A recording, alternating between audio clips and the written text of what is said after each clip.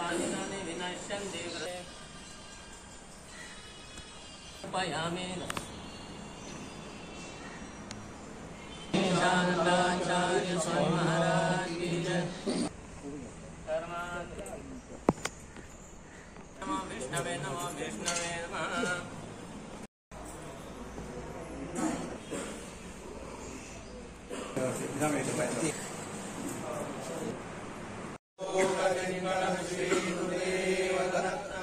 नमः पार्वती पतये। जय सच्चिदानंद।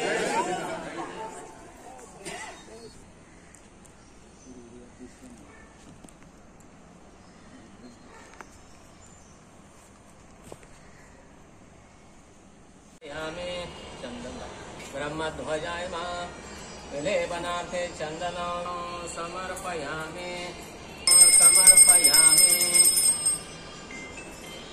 समर्पयामि स्वाहा नैवेद्यं समर्पयामि करुणावतारं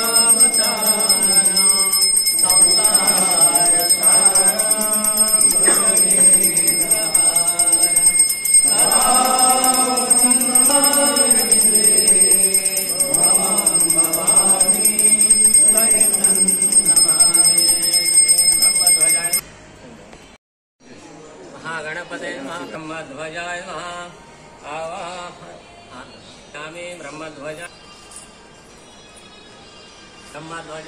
पादयोगाभ्यां समर्पयामि ब्रह्मध्वजाय ब्रह्मध्वजाय गुरु माझे आई मजला ठाव द्यावा पायी चित्रपाद गुरु माझे आई मजला ठाव द्यावा पायी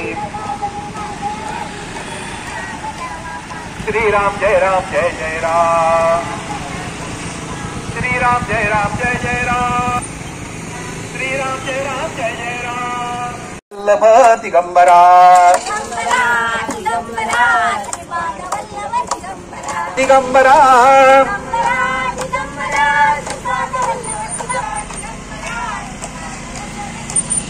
ब्रह्मा विष्णु महेश्वरा श्रीपाद वल्लभ दिगंबरा श्रीपाद वल्लभ दिगंबरा दिगंबरा दिगंबरा दिगंबरा पद्मनाभ गुरु यतीवरा मायतयाची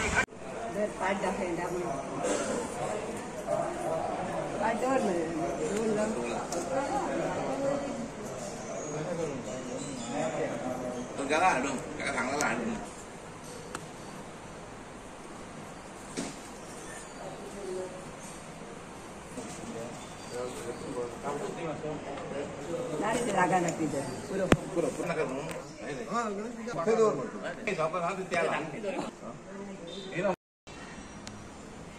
शारदाचार्य स्वामी महाराज की जय।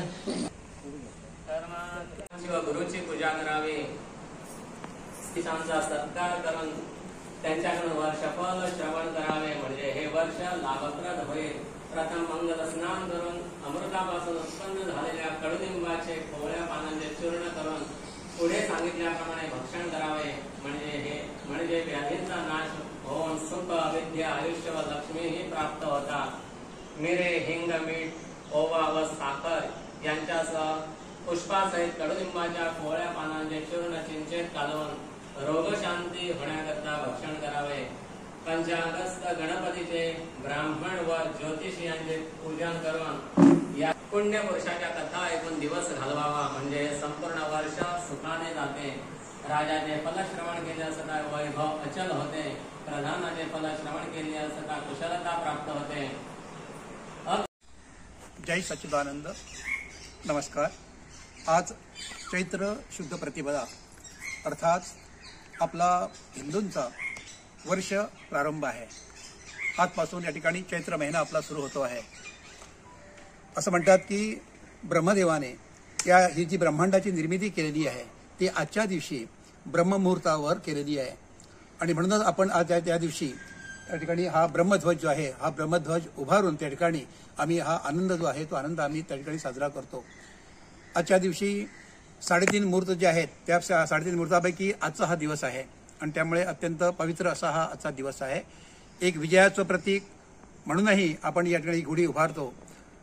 याचं कारण आपल्या रामायणामध्ये श्रीरामानी 14 वर्षांचा वनवास आपला पूर्ण करून आणि लंकेचा रावण जो आहे त्याचा पराभव करून ते विजय संपादन करून आपल्या अयोध्येमध्ये आले आणि त्यामुळे सगळे अयोध्यावासी आनंदानं खुश होऊन त्यांनी आपापल्या घरामध्ये दारामध्ये त्या ठिकाणी सगळीकडे तोरणं उभारली.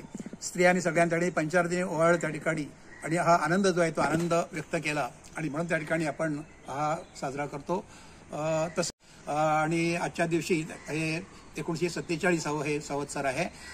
शालिवाहन जो आहे त्या शालिवाहनानं त्या ठिकाणी विक्रमादित्य जो आहे त्याचा पराभव करून त्या ठिकाणी आपलं राज्य स्थापित केलं होतं आणि म्हणून त्याला शालिवाहन शके असं आपण म्हणतो. अशा प्रकारे अनेक ज्या ठिकाणी आजच्या दिवशी ज्या घटना घडलेल्या आहेत त्याचं एक प्रतीक म्हणून आपण या ठिकाणी पाहतो. हे ज्या ठिकाणी आपण बघतो गुढी उभारलेली आहे, एक काठी सरळ काठी आहे. आपल्याला सरळ मानेनं जगायचं आहे आणि ताट मानेनं जगायचं आहे. वर त्याने आपल्याला कलश दिसतो आहे.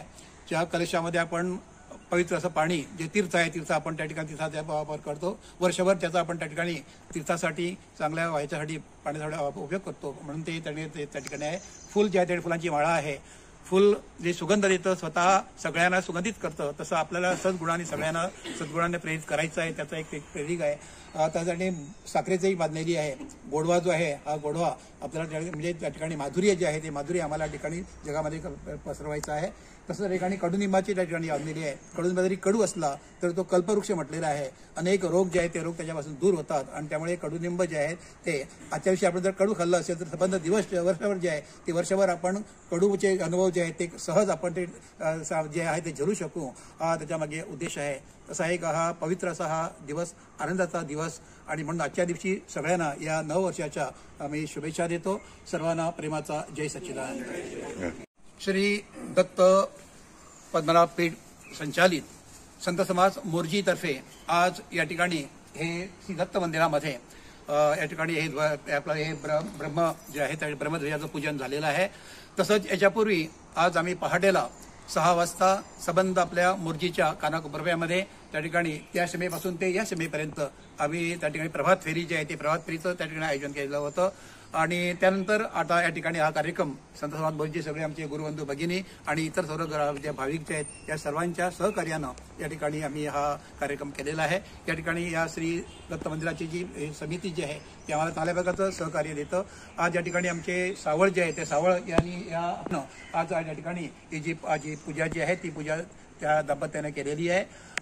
अशा प्रकारे सगळ्यांच्या सहकार्यानं आम्ही हा कार्यक्रम आयोजित करतो आणि सर्वांचं सहकार्य आम्हाला मिळत असतं.